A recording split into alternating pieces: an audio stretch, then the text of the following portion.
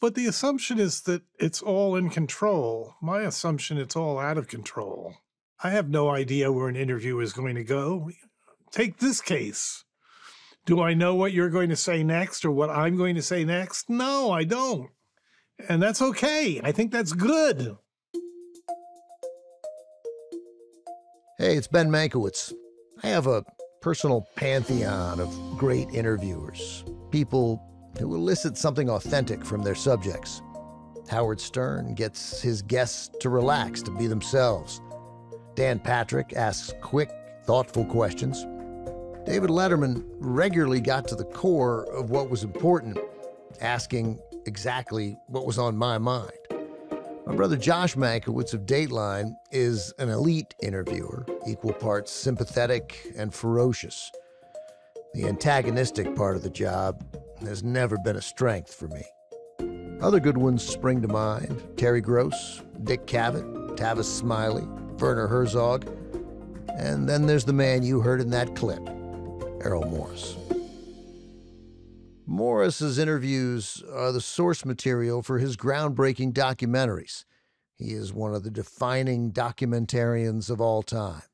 He won an Oscar for his 2003 doc, The Fog of War, where he interviewed Robert McNamara, the American Secretary of Defense during the Cuban Missile Crisis and the Vietnam War. In the film, Morris asks McNamara about decisions he made in Vietnam. The choice of incendiary bombs, where did that come from? I think the issue is not so much incendiary bombs. I think the issue is, in order to win a war, should you kill 100,000 people in one night by firebombing or any other way? The Fog of War may have won an Academy Award, but Morris's 1988 documentary, The Thin Blue Line, stands as his signature work. The film documents the trial and wrongful conviction of Randall Dale Adams, sentenced to death for the murder of a Dallas police officer in 1976. Because of Morris's investigation and the film, a Texas court overturned Adams's conviction and freed him after 12 years in prison for a crime he didn't commit.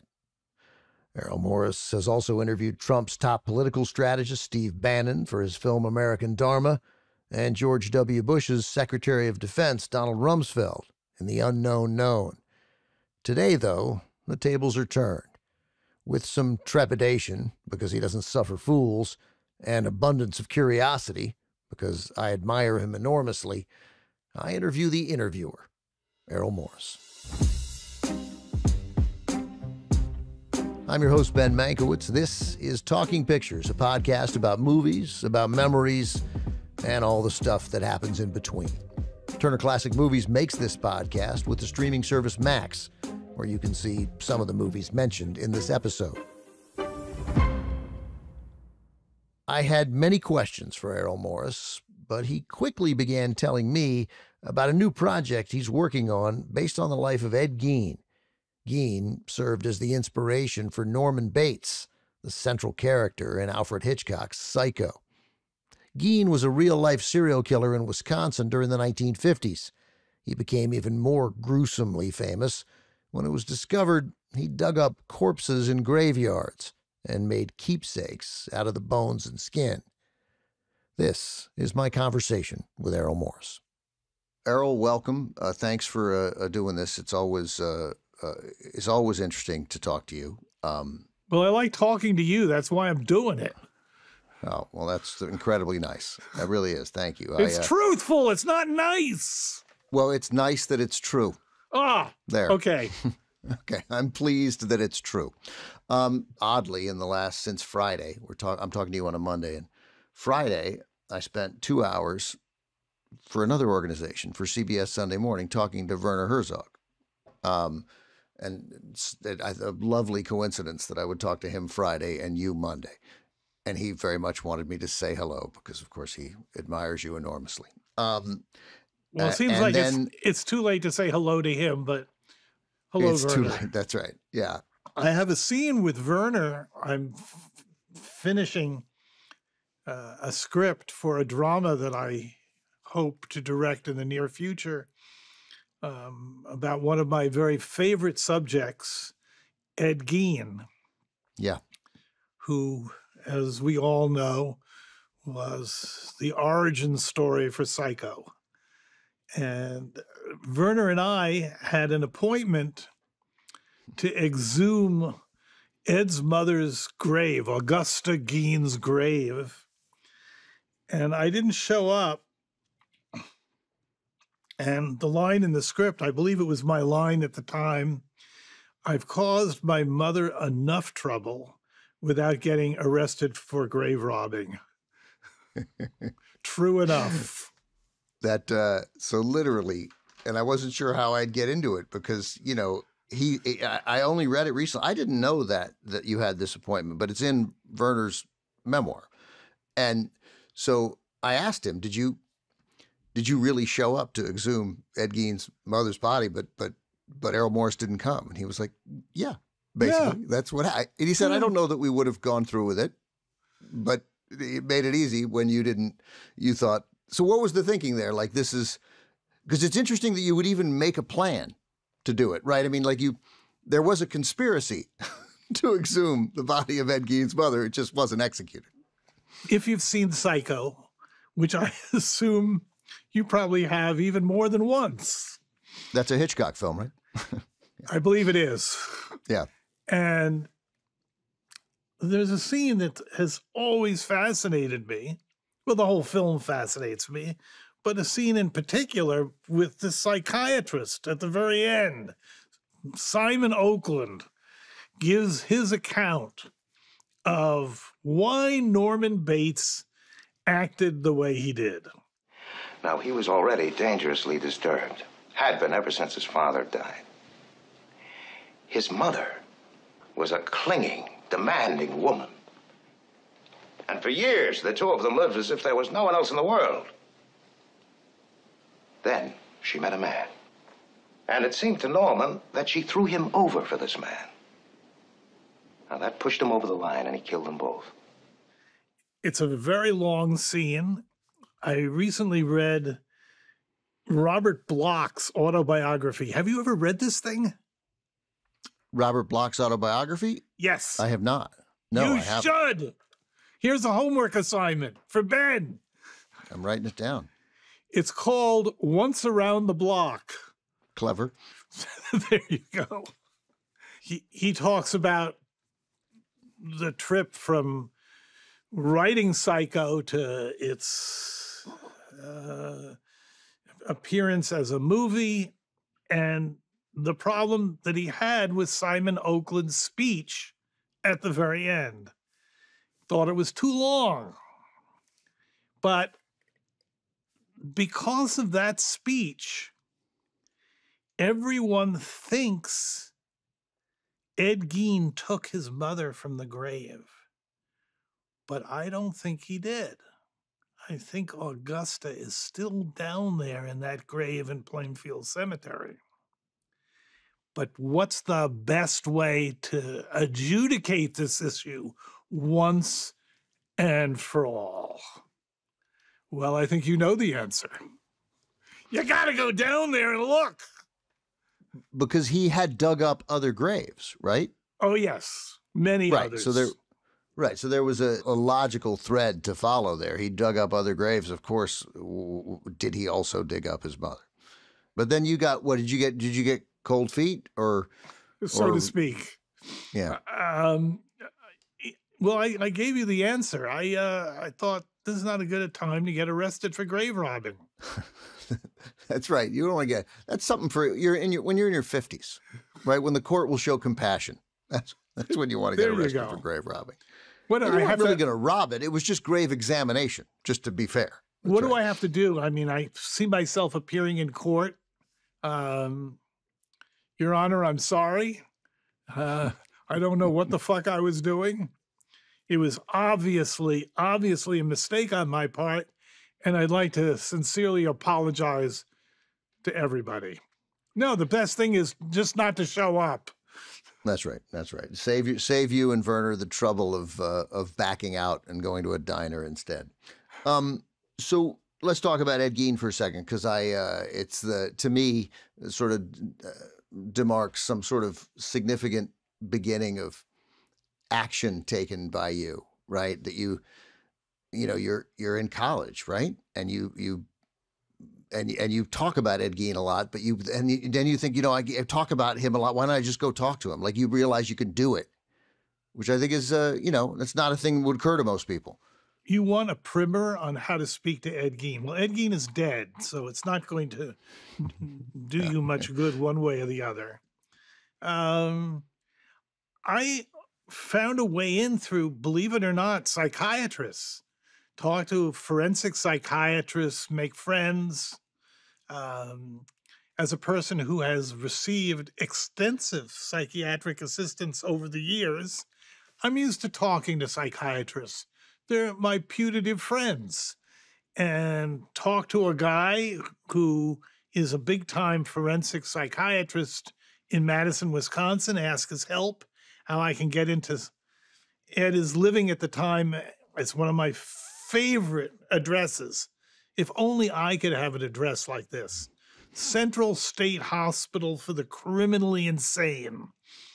So, yeah, what's the technical term? I worm my way in. And then what did you talk about? We talked about a lot of stuff. We talked about Freud. What else? Who else would you want to talk about with a serial killer?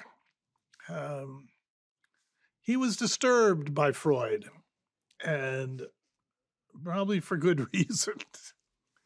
In another interview I did recently, we came upon the subject of the power dynamic of the interview. Your interviews are generally a little bit different, with some exceptions, but when the person is famous who you're talking to, it's a different dynamic, right? Or a regular person in one of your docs. But the assumption is that it's all in control. My assumption, it's all out of control. I have no idea where an interview is going to go. Take this case. Do I know what you're going to say next or what I'm going to say next? No, I don't. And that's okay. I think that's good. Errol may not have known what I'd say next, but he knew we'd be discussing his latest film, The Pigeon Tunnel, about the life of the best-known spy novelist not named Ian Fleming, John le Carré, a former MI6 officer. By the way, he used a pseudonym. Le Carré's real name is David Cornwell. Before his death in 2020, Le Carré wrote 26 novels, including The Spy Who Came In From the Cold and Tinker Tailor Soldier Spy. When we talked, Errol was doing interviews with the media to promote the film.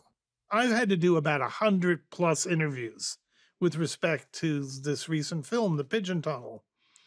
And it made me think about how much I hate interviews. That's one thing I would think about.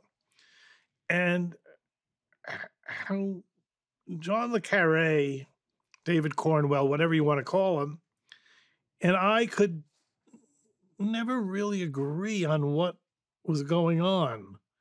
He kept seeing things as interrogations, and I don't think I saw them as interrogations at all. That's maybe my fault. Maybe I just have no idea what I'm doing or what I should be doing or what I could be doing. But there's something so odd about the very beginning of our interview. It is the very, very beginning. He asked me, "Who are you?" Who asks someone that question? Ben, who are you? Fess up right now. I want to know. I thought right away what I would do if somebody asked me that question, and I would, I'm the person here talking to you right now, but that's not. But you said I don't know, which he accepted, sort of, right? And he said, "Well, I guess we'll start this conversation and we'll find out who you are." I said to him, I don't think I can answer this question, not because I don't want to. I just don't think I can. Have mercy on me, please, dear God. You've talked about that you're keenly interested in the difference between what's in our heads as humans and what's real. Well, sure. There is a difference. Right. There is a big difference. And he, I mean, in a sense, also believes that, but he seems as if he was much more willing to accept that the idea of truth, right, which you are always seeking, and I hope myself also, but in less serious manners. But anyway, you're interested in truth, but that truth is, to him, is a constant, it's a moving target, and it really depends on perspective and who's talking. He is willing to accept entirely different truths. I don't think that's quite right, but I'm not sure because he's a slippery customer. And there's a certain point where he talks about the unassailable fact that people see things in different ways. Who would argue? People see things subjectively. That's what we mean when we talk about a subject's individual point of view. But the fact that we see things subjectively doesn't mean there's no truth out there.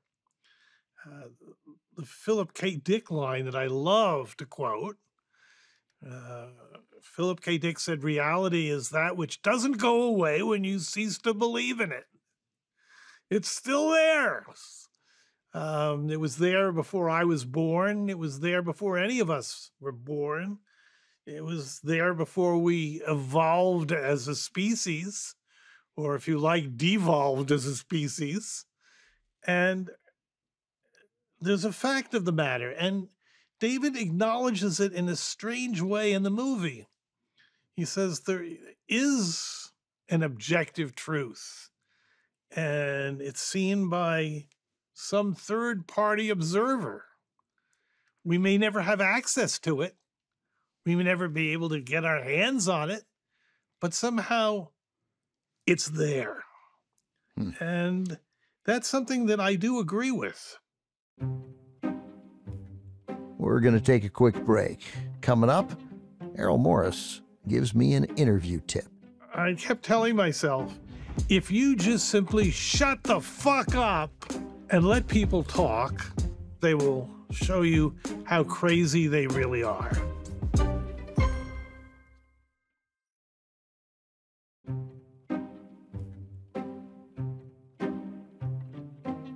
Welcome back. I'm talking to Errol Morris, who has interviewed hundreds of people throughout his 46-year career making documentaries. They aren't all famous. Most aren't. His first film, Gates of Heaven, which is brilliant, was about people in the pet cemetery business. His second, Vernon, Florida, told the story of a small Florida town where residents regularly severed their own limbs for the insurance money. Then there are the high-profile subjects, the McNamaras, the Rumsfelds, the Steve Bannons. There is a difference, isn't there, in between conducting an interview with someone who isn't famous and conducting an interview with Robert McNamara or Don Rumsfeld or Steve Bannon. I mean, there is, you know, you don't go around interviewing actors in the way that I do, but there's a power dynamic. I mean, Steve Bannon is he's a performer, and he has some star power to him, right? Regardless of how one may feel about him, his sort of star power is a little, I think, right, a little undeniable. And doesn't that change the dynamic of the interview, or are you able to overcome that? I think it does change the dynamic of the interview. I'd have to be crazy to deny it. And maybe I am crazy, but I'm not going to deny it anyway. Someone like Steve Bannon is more self-aware. He has an agenda which is pretty much in the forefront of everything that he says. I don't know. I had this rule when I first started interviewing people. This is around the time that I was making Gates of Heaven, my first film. It was called the Shut the Fuck Up School of Interviewing. And I kept telling myself, if you just simply shut the fuck up and let people talk, within 3 or 4 minutes, they will show you how crazy they really are. And it never failed. So I disciplined myself to say nothing. They weren't interrogations. They weren't even interviews. They were attempts at extended monologues from the people that I was talking to. And it still interests me. The Thin Blue Line was produced that way because I was, yes, involved in interrogations, involved in interviews, but oddly enough, ironically enough, some of the best evidence that I was able to turn up turned up through not saying anything, from just letting people talk. I always cite this one witness, one of the major witnesses against my protagonist, Randall Adams, the guy who came within 3 days of being electrocuted in Texas for a crime he most certainly did not commit. Just talking to this woman, she tells me everything without my saying anything. And probably it's the interview that I'm most proud of that I've done. So what can I tell you? I don't know.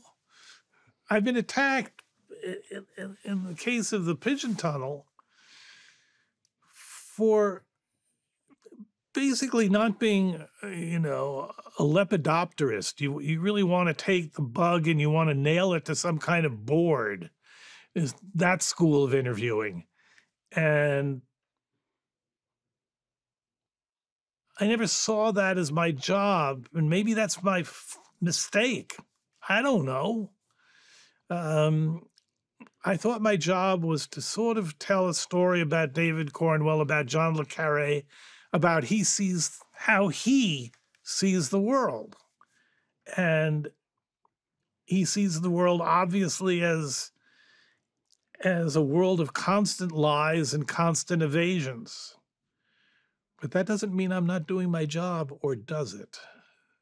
Well, I certainly have an opinion, and my opinion is that, no, not that. Yeah, but I mean, because I've had I had conversations with this regarding the Rumsfeld movie, Unknown Known, and the Steve Bannon movie, and you describe it as the people's desire, and in this case, certainly people on the left, a desire to have a pugilistic interview, right? When you talk about, nailing the insect to the wall or whatever, that you got to, basically the interview it has to lead to you repeatedly saying, how could you? How could you? Right? How dare you? How dare you? How dare you? Right? As if that somehow, what? I don't know, convinces people, changes. I don't know. I don't think so. I think that you elicited things from both Bannon and Rumsfeld, Bannon in American Dharma, Rumsfeld in The Unknown Known, that enhanced our understanding of them. And then that, if it works, then the audience gets, you hope, the same thing, right? Yeah. Yeah, thank you. So I think that's, it has to be good enough. It's tough, right? And you can't, just because Robert McNamara had a willingness to examine himself in a way that most people don't. Yep. Right? Is that fair? It's completely fair. He's a person who felt a lot of guilt and shame over what he had done. And he didn't want to feel guilt and shame, but he did. It wasn't a choice. And he revealed something that most people had no knowledge of at all. He revealed that he was involved in the firebombing of Tokyo, where they killed 100,000 civilians in one night. And the question is that okay? I mean, it seems like a crazy thing to say, but the question is that okay? Do the ends justify the means? Is winning the war against Japan, does it justify the dropping of 2 atomic weapons on Japan? And Curtis LeMay, who was involved in the firebombing of all of these Japanese cities, hated atomic weapons because he thought, I've already turned Japan into an ashtray. Don't people appreciate what I've done? It is interesting that the dropping of the atomic bombs on Hiroshima and Nagasaki it really rendered the firebombing of Japanese cities, and as you say, the loss of 100,000 civilians and the death of 100,000 civilians, burned to death, incinerated in a single night. It's like that's not even a story that we're even interested in telling, like, because something bigger happened, rendering that, to page, A6 in the newspaper of history. Well, I always read A6, by the way. Of course you do. Yeah. This technique that you have for interviewing people, not the technique, the manner in which you interview people, the shut the fuck up. It grew, I suspect, out of being a private investigator, which... No, it didn't. I think I had that idea before I became a private investigator, because I had made 2 movies. I'd made Vernon, Florida, and Gates of Heaven, and then no one wanted to give me money for movies. Documentary, particularly oddball documentary, the kinds that I was making, there's no market for that. No one was interested in paying for that. And I was just another out-of-work filmmaker. And I was forced, in order to earn a living, to become a private detective. I had an opportunity to become a private detective. I took that opportunity. And guess what? It involved often interviewing, interrogating, and whatever you want to call it. So that shut the fuck up style certainly served you, a better way to put it then, as a private investigator. It did. Because of the movies, because of television, that is a job that and I suspect millions of others have really romanticized, right? The notion of a private investigator, all the benefits of being a cop, but without the military structure and what makes me a little uncomfortable, all that power. So I want to know, what about the job met that romantic version and what didn't? Like what sucked about it and what was sort of thrilling?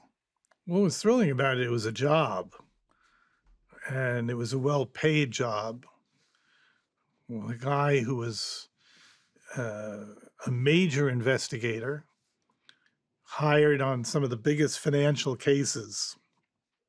I would open up the New York Times, the financial section of the Times, and usually there'd be 1 or 2 of those cases on the front page of the financial section. So they were big, big cases with big white shoe law firms. And documentary was not going anywhere. I often say that there's a line in Conan the Barbarian that I like. Of course. One of Milius's great lines, he wrote great one-liners, used to be just another snake cult. They're walking this road to see James Earl Jones. There are endless crucifixes and crucified people along this road. One guy looks at the other guy, says, used to be just another snake cult. Now you see it everywhere. Well, that's true of documentary. Now there are really so many venues and so many streamers and so many people who are supporting documentary in one way or another. That was simply not true, not at all true when I first started making films. So I was earning a living, and I love investigating. It's not really a job. It's a pleasure. What did Feynman wrote a book called The Pleasure of Finding Things Out? Well, yes, thank you, Richard. That's true. The great, enormous pleasure of finding things out. Did being a private eye must have in played a role then in finding things out in really what has to be the great accomplishment of your life, of anyone's life. You freed a man, freed a man from the death house. I get it. By then he wasn't going to be actually executed, but you freed a man from a life in prison for a crime he didn't commit because you were a good investigator. Yeah. Yeah, it's the major achievement of my life. You don't get to do that every day. And it spoiled me because I thought if you work hard enough in any investigation, you should be able to solve it. You should be able to solve every mystery that you're presented with. And that's not always true. There's some mysteries that are intractable for whatever reason. Evidence is lost or elided. People die, misremember, let alone lying.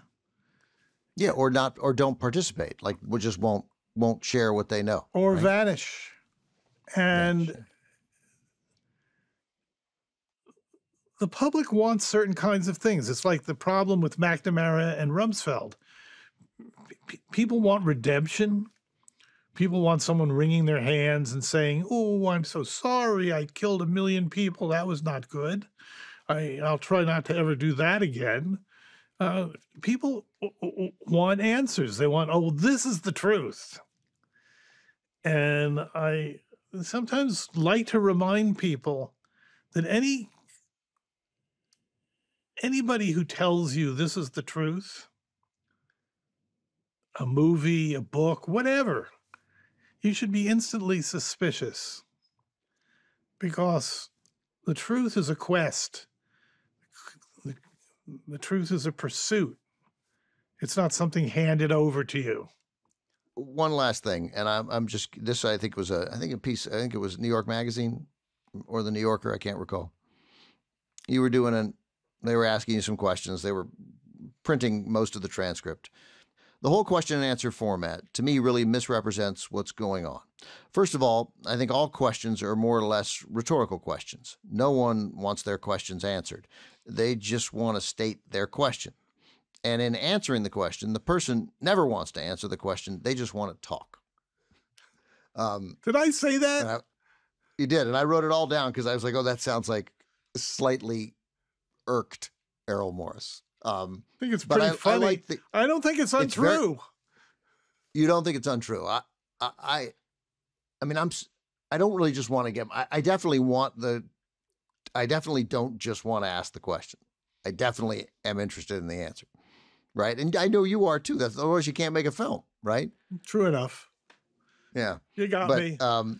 But they do just want to talk. That's true. But I like the idea of you sort of getting pissed at the whole Q&A format. That did amuse me. I always thought if I got a tattoo, it would say "Born to Babble." We're taking a quick break. Stick around, though, because when we come back, Errol Morris puts me to the test with the Super 8.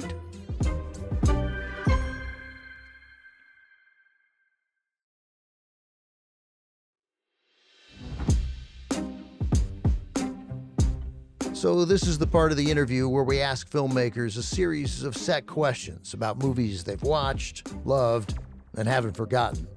We call it the Super 8. All right, let's talk a little bit about movies. I'm going to do these 8 questions. There's a question that I really like that you asked here. Yeah. Do I know which one that is? Of course, yeah. Imagine there's a vast warehouse where all movie props are stored, and you break in to steal one. Something I might do. Which one do you take? Well, I know exactly the one that I would look for. I don't know if it's still extant, but when I was a kid, I had a schizophrenic aunt, Roz, who I adored, and paranoid schizophrenic aunt. And she would take me to really, really scary 1950s horror movies. I should not have been exposed to this sort of thing. She took me to a lot of Jack Arnold, The Creature from the Black Lagoon. Very, very, very scary. And she took me to This Island Earth, which really, really, really scared me. It horrified me. See sights never before dreamed by man. The battle between guided meteors and deadly rays. They're gonna hit us. They're going to hit us. A planet doomed to destruction. What is This Island Earth about? It's about scientists working in a lab, and they've ordered some materials that they need for their research, and a crate. A crate arrives at the front door.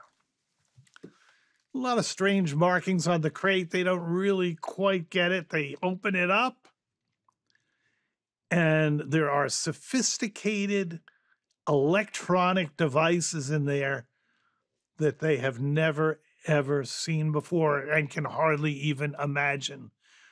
And a set of instructions of how to put it all together, which they follow. And they produce this machine. Maybe the Interatron comes out of this, by the way. They produce a machine called the Interocitor. They build the Interocitor, and the aliens use the Interocitor to beam themselves to Earth so they can, whatever aliens do, they can conquer our planet and turn us into slaves. So I loved and was horrified by this movie. And then, as I became older, I fell in love with Douglas Sirk. And I'm still in love with Douglas Sirk. Among the greatest movies ever produced in Hollywood. I once got the opportunity to tell Sirk that he had created the greatest tragedy since Sophocles. Which one?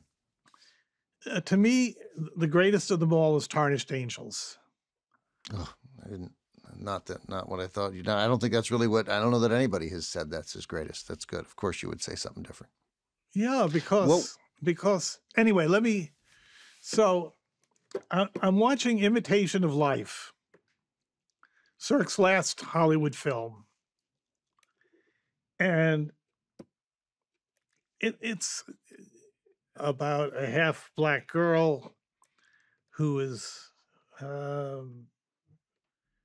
beaten half to death because she's trying to pretend to be white, and she's uncovered as a half-breed.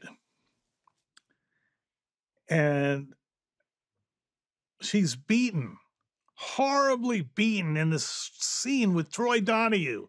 Troy Donahue is beating the shit out of her in an alley. And what do we see in the alley? A crate. The same crate where the weird scientific equipment was being delivered in This Island Earth. So if I could break into some universal warehouse, what would I go for? The crate. The crate from Imitation of Life and from This Island Earth. There you go. A long-winded, extended answer, but truly sincere on my part. You were the fourth person to mention that crate as an answer to that question. You're kidding me. I am. You're the first. You're definitely the first. Oh, and I suspect only one. Thank God. All right. Do you have a particularly memorable motion picture experience, going to the movies, where you remember that moment, maybe with your aunt or something else? I was underage and I snuck in to see this Alfred Hitchcock movie, Psycho. And I think it changed my life. Horribly scared me, but I think it changed my life. Peter Bogdanovich said it was, to the day he died, the most dramatic movie-going experience he ever had. I mean, it was just, the screams in the audience would stay with him. Yeah, I don't know how many times I've seen it. I've seen it a lot more than once. And every time I see it, it's still scary. Even though I know full well what's going to happen in every scene, it's still scary. Robert Bloch talks about how people were afraid to take showers. They just wouldn't take showers as a result of the scene in Psycho, the shower scene in Psycho.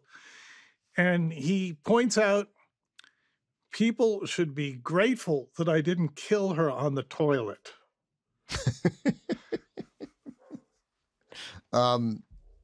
Was there a movie you loved in high school? I mean, I suppose Psycho, probably, if you went underage to see Psycho, you were in high school. But is there a movie you loved in high school?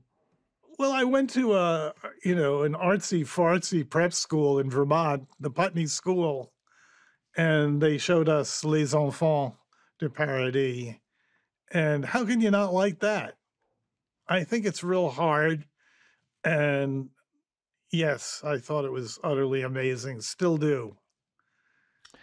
Is there a movie you'd show a date, someone you're interested in? Somebody, or recommend, like, if, whatever, you got somebody, your son, somebody, hey, Dad, what should I take take somebody to see? What would you say? Well, I met my wife. We've been married for 40 years in Wisconsin. It's the last line in my movie. Am I giving something away? Probably. Please come and see my movie anyway. I say that Julia and myself, we're both characters in this movie. It's a story about our love affair. And I suppose you could call it my love affair with Ed Gein. Not really a love affair, but kind of a love affair. And it says, we've been married for over 40 years, and we would never have met without Ed Gein. So I have to thank Robert Bloch and Hitchcock for that alone. So is there a movie that always that never fails to get you to cry? I don't know. There's something about, I wrote down a couple of names. I have them here. Hasard Balthazar. A Bresson, help me out. Bresson film. Oh, yeah, right. Okay. I'm sorry. Am I descending into hopeless obscurity here? Yeah, definitely. Good. I mean, Thank God. I mean, I don't know why you're even why are you pretending to apologize? Yeah. Yeah. There are all kinds of Imitation of Life is a tearjerker. Mama! I didn't mean it. I didn't mean it. Mama, do you hear me? I'm sorry. I'm sorry, Mama. I'm a real sucker for people crying out for mommy. Yeah, I bet. What do you mean you bet? Well, I mean, your mother was, that was a terrible response, but I mean, I know how important your mom was to you. My mom was incredibly important to me, yes. Yeah. I will get you to talk about I'm eager for you to talk about your mom, though. So we got the Vast Warehouse down. Is there a filmmaker of the past, if you had an opportunity to connect with them and say, hey, let's make a movie together? Does someone spring to mind? Oh, there's so many people whose work I admire. Endless film noir people. I don't know. I'd be embarrassed to ask most people. to make a movie with me. And actually, making a movie is usually, in my experience, a kind of personal, solitary activity that you do with yourself. And even having yourself as company is usually too many people. What about a star? Is there an actor or an actress who you'd think, oh man, it would have been fun to make a picture with Barbara Stanwyck or Jane Wyman? Well, of course, almost all of them.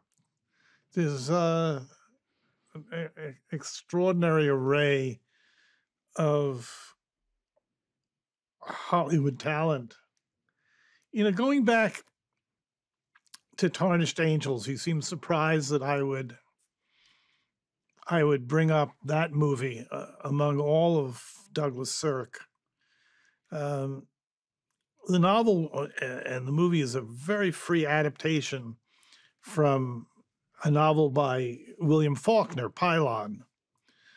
But somehow in the movie, you would think Rock Hudson would be the protagonist, or Dorothy Malone would be the protagonist.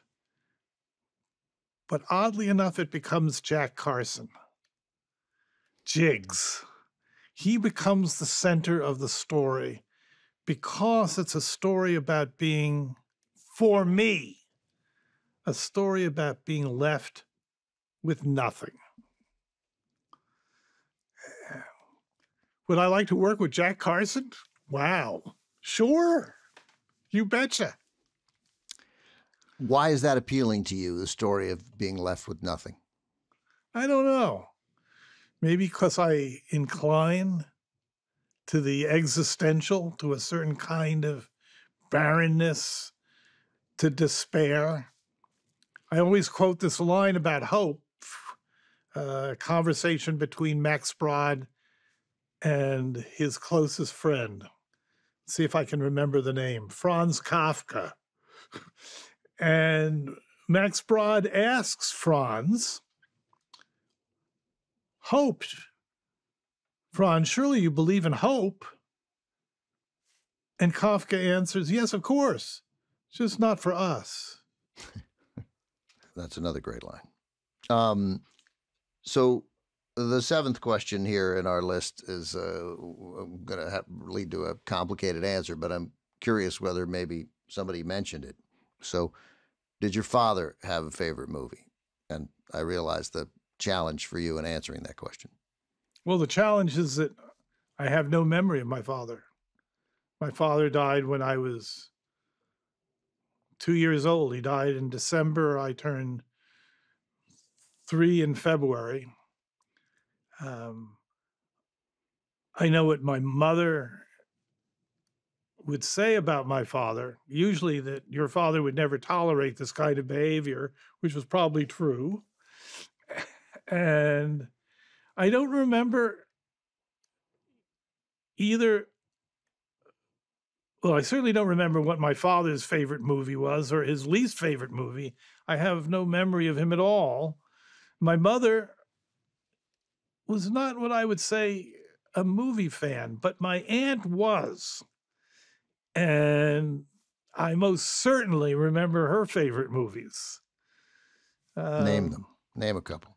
No, as I said, she took me to science fiction, 50s, 19... And those were, so those were, I thought she was maybe taking you to those because, you know, she thought a little boy would like scary science fiction movies, but those were her favorites also. Oh, she loved them. Yeah. She probably loved seeing me scared too. And I loved being scared by her. She was, my mother always would tell me, you know, that I had to be really, really disturbed by my paranoid schizophrenic aunt. But I was not scared by her. I loved her. I adored her. And like my mother, they were both graduates. It was 12 years between my mother and her sister.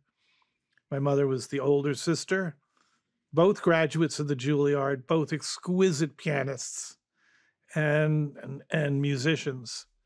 I grew up in a world of music more than I grew up in a world of movies. You still play the cello? I do. Wish I played it better than I do, but I still play it. As I tell people that playing a stringed instrument is an invitation to a lifetime of self-hatred. Yeah, I imagine, I mean, I want to play, I wish I'd committed earlier to playing an instrument. I really wish I knew how to play would probably be the guitar. But I often think, like, I imagine it would just be so frustrating to be, to rise to some level of mediocrity at it. Like, if that is, would that be satisfying to me, or would it just be a source of frustration? There's a line in this cookbook, The Joy of Cooking, the Rombauers, and they say, the good is the enemy of the best. That's right.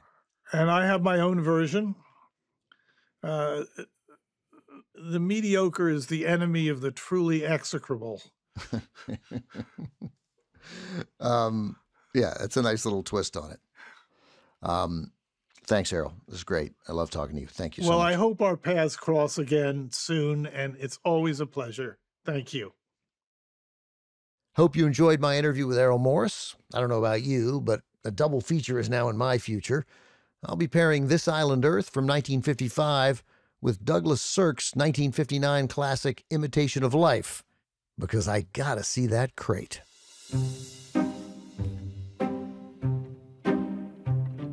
That's our show. Thanks for listening.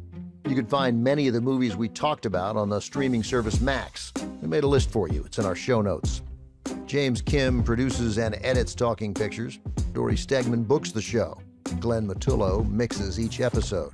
Thanks to Phil Richards, Jaco Friedman, Julie Baton, Katie Daniels, and Emma Morris. Angela Carone is our executive producer. Special thanks to Michael Gluckstad and Allison Cohen from the Max podcast team. And as always, to Charlie Tavish from TCM. See you next time.